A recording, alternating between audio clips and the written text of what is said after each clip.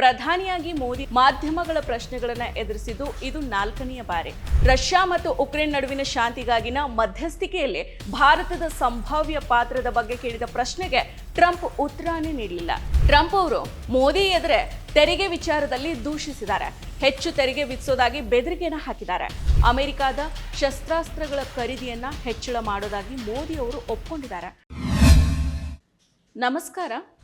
Donald Trump 2ನೇ ಬಾರಿಗೆ ಅಮೆರಿಕದ ಅಧ್ಯಕ್ಷರಾದ 1 ತಿಂಗಳೊಳಗೆ ಅವರನ್ನ ಭಾರತದ ಪ್ರಧಾನಿ ನರೇಂದ್ರ ಮೋದಿ ಅವರು ಭೇಟಿನ ಮಾಡಿದ್ದಾರೆ. ಪ್ರಸ್ತುತ ಸಂದರ್ಭಗಳಲ್ಲಿ ಎದುರಾಗಿರೋ ಆತಂಕಗಳನ್ನು ಪರಿಹರಿಸೋ ದ್ವಿಪಕ್ಷೀಯ ವ್ಯಾಪಾರ ಒಪ್ಪಂದಗಳ ಬಗ್ಗೆ ಚರ್ಚೆ ಮಾಡಿದ್ದಾರೆ.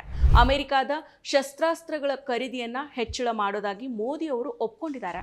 ಆದರೆ ಭಾರತದ ಮೇಲೆ ಅಮೆರಿಕ ಹೇರೋದಕ್ಕೆ ಹೊರಟಿರೋ ಸುಂಕಗಳ ಕಡಿತದ ಬಗ್ಗೆ ಬಾಯಿನೇ ಬಿಡದೆ ಮೌನಕ್ಕೆ ಶರಣಾಗಿದ್ದಾರೆ. ಮೋದಿ ಭೇಟಿಗೂ ಕೆಲವೇ ಗಂಟೆಗಳ ಮೊದಲು ಟ್ರಂಪ್ ಅವರು ಅಮೆರಿಕ ತನ್ನ ಎಲ್ಲ ವ್ಯಾಪಾರ ಪಾಲುದಾರರ ಮೇಲೆ ಹೊಸ ಸುಂಕಗಳನ್ನು ವಿಧಿಸಲಿದೆ ಅಂತ ಘೋಷಣೆ ಮಾಡಿದ್ದಾರೆ. ಅದಾದ ಬಳಿಕ ಮೋದಿ ಮತ್ತು ಟ್ರಂಪ್ ಶ್ವೇತಭವನದಲ್ಲಿ ಸಭೆಯನ್ನು ನಡೆಸಿದ್ದಾರೆ. ಇಬ್ಬರು ಕೂಡ ಜಂಟಿಯಾಗಿ ಪತ್ರಿಕಾಗೋಷ್ಠಿಯನ್ನು ಕೂಡ ನಡೆಸಿದ್ದಾರೆ. ಪ್ರಧಾನಿಯಾಗಿ ಮೋದಿ ಮಾಧ್ಯಮಗಳ ಪ್ರಶ್ನೆಗಳನ್ನು ಎದುರಿಸಿದ್ದು ಇದು 4ನೇ ಬಾರಿ. ಆ ಎಲ್ಲವೂ ಕೂಡ ವಿದೇಶಿ ನೆಲದಲ್ಲೇನೆ ನಡೆದಿದ್ದಾವೆ ಅನ್ನೋದು ಗಮನಾರ್ಹ. ಮೋದಿ ಅವರು ಪ್ರಶ್ನೆಗಳನ್ನು ಎದುರಿಸಿದ್ದು 2015 ನವೆಂಬರ್ನಲ್ಲಿ UK ಪ್ರಧಾನಿ ಡೇವಿಡ್ ಕ್ಯಾಮ್ರೂನ್ ಅವರ ಜೊತೆಗೆ ಲಂಡನ್ನಲ್ಲಿ ನಡೆಸಿದ್ದು. ಇನ್ನು 2ನೇದು 2023 ಜೂನ್ನಲ್ಲಿ US ಅಧ್ಯಕ್ಷ ಜೋ ಬೈಡನ್ ಅವರ ಜೊತೆಗೆ ವಾಷಿಂಗ್ಟನ್ನಲ್ಲಿ ನಡೆಸಿರೋದು. ಇನ್ನು 3ನೇದು 2024 ಸೆಪ್ಟೆಂಬರ್ನಲ್ಲಿ ಬೈಡನ್ ಅಧ್ಯಕ್ಷತೆಯಲ್ಲಿ ನಡೆದ ಕ್ವಾಡ್ ಶೃಂಗಸಭೆಗಾಗಿ ಮೋದಿ ಅಮೆರಿಕಾಗೆ ಭೇಟಿ ನೀಡಿದ ಸಂದರ್ಭದಲ್ಲಿ ಈಗ 4ನೇ ಬಾರಿಗೆ ಪ್ರಶ್ನೆಗಳನ್ನು ಮೋದಿ ಅವರು ಎದುರಿಸಿದ್ದಾರೆ.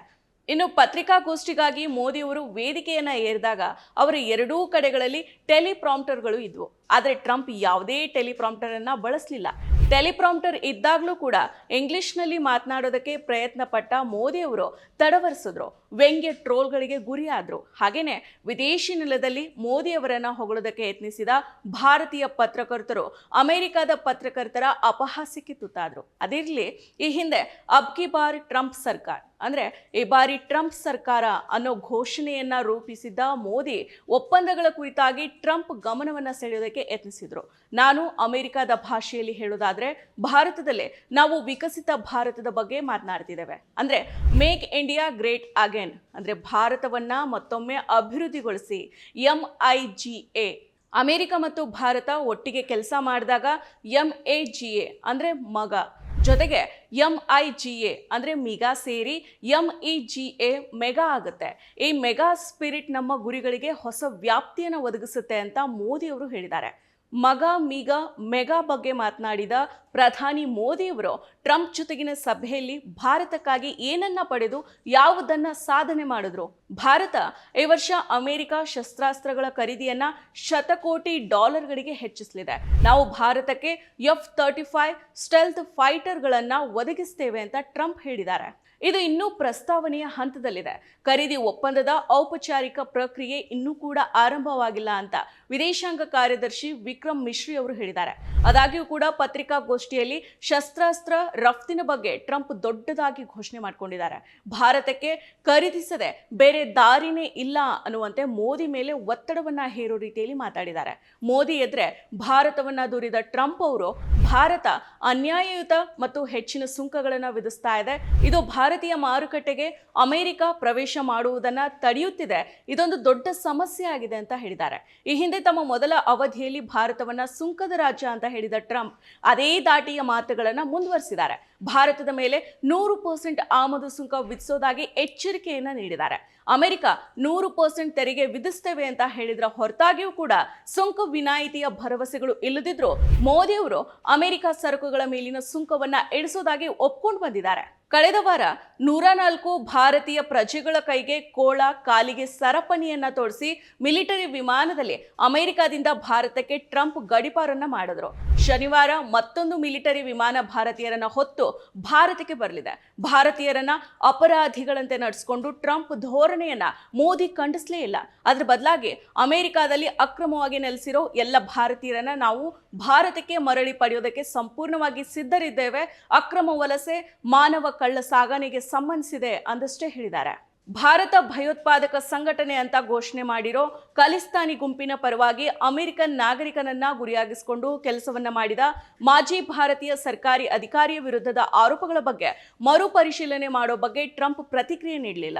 ಅಲ್ಲದೆ 2024ರಲ್ಲಿ ಬೈಡನ್ ಮೋದಿ ಜಂಟಿ ಪತ್ರಿಕಾಗೋಷ್ಠಿಯಲ್ಲಿ ರಷ್ಯಾ ಮತ್ತು ಉಕ್ರೇನ್ಗೆ ತೆರಳಿದ ಮೋದಿ ಭೇಟಿ ಶಾಂತಿಯ ಸಂದೇಶ ಮತ್ತು ಉಕ್ರೇನ್ಗೆ ಮಾನವೀಯ ಬೆಂಬಲ ಅಂತ ಬೈಡನ್ ಶ್ಲಾಘನೆ ಮಾಡಿದ್ರು. ಈ ಬಗ್ಗೆ ಇದೀಗ ಭಾರತೀಯ ಪತ್ರಕರ್ತರು ರಷ್ಯಾ ಮತ್ತು ಉಕ್ರೇನ್ ನಡುವಿನ ಶಾಂತಿಗಾಗಿನ ಮಧ್ಯಸ್ಥಿಕೆಯಲ್ಲಿ ಭಾರತದ ಸಂಭಾವ್ಯ ಪಾತ್ರದ ಬಗ್ಗೆ ಕೇಳಿದ ಪ್ರಶ್ನೆಗೆ ಟ್ರಂಪ್ ಉತ್ತರನೇ ನೀಡಲಿಲ್ಲ.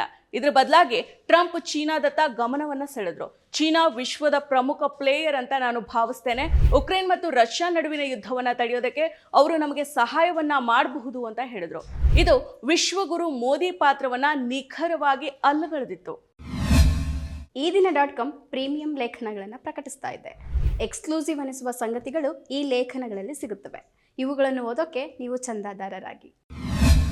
ಮೋದಿಯವರ ಅತ್ಯಾಪ್ತ ಅಂತ ಭಾವಿಸಲಾಗಿರೋ ಗೌತಮ್ ಅದಾನಿ ವಿರುದ್ಧ ಅಮೆರಿಕದ ಪ್ರಾಸಿಕ್ಯೂಷನ್ ದಾಖಲಿಸಿರೋ ಚಾರ್ಜ್ ಶೀಟ್ ಬಗ್ಗೆ ಮಾತನಾಡೋದಕ್ಕೆ ಹಿಂದೇಟನ್ನ ಹಾಕಿದ ಮೋದಿ, ಅದು ವೈಯಕ್ತಿಕ ವಿಷಯ, ಆ ಬಗ್ಗೆ ಮಾತನಾಡೋದಕ್ಕೆ ಎರಡು ದೇಶಗಳ ಇಬ್ಬರ ನಾಯಕರು ಸೇರೋದಿಲ್ಲ, ಆ ಬಗ್ಗೆ ಚರ್ಚೆ ಮಾಡೋದಿಲ್ಲ ಅಂತ ಜಾರ್ಕೊಂಡ್ರು. ಅಮೆರಿಕಾಗೆ ಮೋದಿ ಭೇಟಿ ನೀಡಿದ್ರಿಂದ ಭಾರತಕ್ಕೆ ಆಗಿದ್ದು ಎರಡು ಉಪಯೋಗ ಅಂತ ಹೇಳಲಾಗಿದೆ.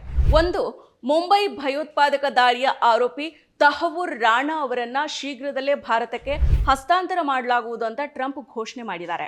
ಇನ್ನು ಎರಡನೆಯದು, ಭಾರತ ಮತ್ತು ಚೀನಾ ನಡುವಿನ ಸಂಘರ್ಷದಲ್ಲೇ ಮಧ್ಯಸ್ಥಿಕೆಯನ್ನ ವಹಿಸ್ತೇವೆ ಅಂತ ಟ್ರಂಪ್ ಹೇಳಿದ್ದಾರೆ. ಆದಾಗ್ಯೂ ಕೂಡ ಟ್ರಂಪ್ ಮಧ್ಯಸ್ಥಿಕೆ ಅನಗತ್ಯ ಅನ್ನೋದು ಸ್ಪಷ್ಟ ಭಾವನೆ.